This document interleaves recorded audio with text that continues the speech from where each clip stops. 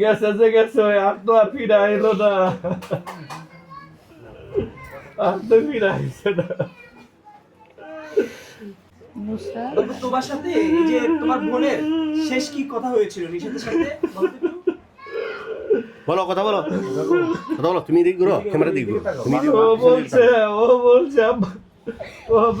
মজা কিন্তু যাইতেছে, হি বাড়ি যাইতেছে, ও এর শুয়ে রয়েছে, ও আমার বলছে আব্বা আমি এর শুয়ে রয়েছি, আমার বোনে গেছে আব্বা আফা আমি মজা নিয়ে আই, মজা আনতো গেছে হি বাড়িতে এনো তাই শুয়ে রয়েছে, আর ও গেছে এনো, গেছে যে গেছে, আর তো আর ফিরে আইলো না, আর তো ফিরে আইছে না। আপনার মেয়ে নিশাত মারা যাওয়ার পর বলে আপনি 2 মাস যাবত এক রাত্রেও ঘুমাতে পারেন না, এটা শুধু সত্য। যে আমি স্যার 2টা মাস যাবত আমি ঘুমাইতে পারি না, আমার বাচ্চা নিয়ে একটু শুয়ে নেই, কতক্ষণ পরে শিক্ষা দিয়ে উঠে, তো আমি বাবা হয়ে কিভাবে ঘুমাই থাকবো এই বাচ্চাটা রাখিয়া, সারাক্ষণ একটু শুয়ে নই,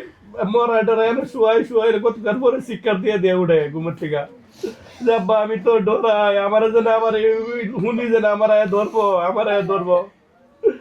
আমার নিশাত্রে যে মারছে যে হুনি, এই হুনির এই স্বপ্ন দেখে কতক্ষণ বড় বড় যে আমার